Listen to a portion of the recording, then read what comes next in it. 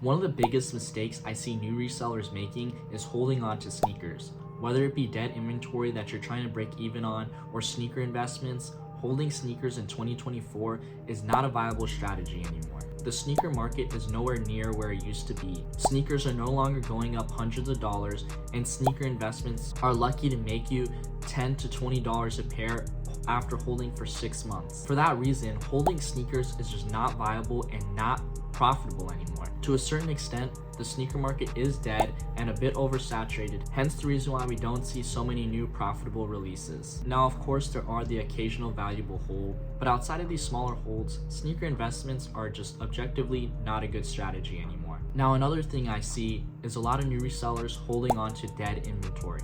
Now, many of these resellers hold on to this dead inventory with the hopes to at least, break even.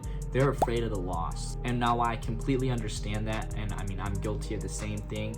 It's okay to take a loss from time to time. Sneaker reselling is a game about averages, and too many, resellers now hold on to this dead inventory with the hopes of breaking even when they could have just sold these pairs for that 5 to 10% loss and reinvested that money into something else that would have generated them more money in the time that they were spending holding these dead shoes. Now, when you're just sitting on dead inventory, you kind of get too caught up and focused on these unrealized losses that you don't really realize what you're missing out on. You can always make more money, but you cannot buy more time, and that time spent with this dead inventory is ultimately losing you more time and more money in the future. This dead inventory is much better off being just sold for a loss and that money being allocated into other sneakers that will move for a lot better. And when you're starting out, it's okay to take losses. It's okay to take losses in general. Use them as a learning experience. Use these brick pairs that you bought to kind of see what moves best for you and see what doesn't, and then from there you know what to buy now.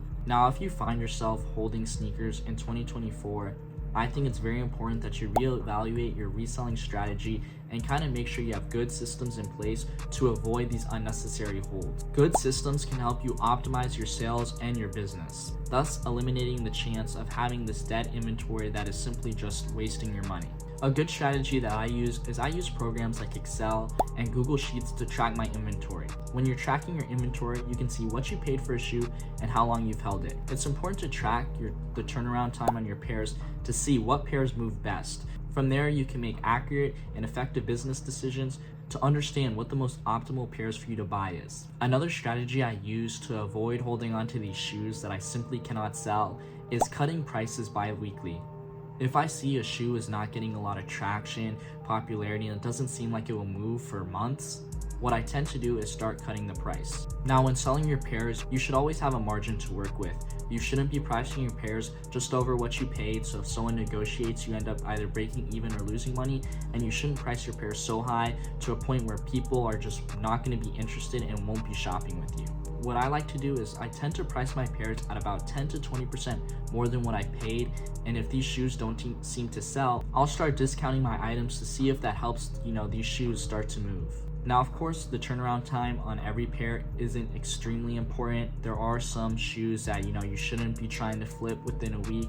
For instance, big ticket sneakers, like some Travis Scott ones, it's unlikely that you'll be able to sell those in a couple days, as they do cost thousands of dollars. So there are some instances where it's okay to have these sneakers for a prolonged period of time, as long as it makes sense. When having good systems in place, you can see what moves best for you and what items you should probably be buying more of to maximize your capital and increase sales. Tracking inventory also allows you to see what kind of clientele you have and what sneakers and pairs to avoid if you find yourself holding similar pairs like that for a prolonged period of time. All in all, in my opinion, there's really no reason to be holding sneakers in 2024. There's so many quick flips, there's just so many pairs on the market that I think there's an abundance of strategies you should be using outside of holding pairs. Realistically, holding on to these either sneaker investments or dead pairs is not worth it anymore. We don't really see markets going up, so you're really just holding on to these pairs to hopefully break even. Now, 2024 is your year, it's my year, it's everyone's year, so let's make the most of it. Do not get discouraged by the losses, but rather use them as a learning experience. Analyze these losses and see how you can avoid them in the future. Thank you so much for watching, guys, and I'll see you next week.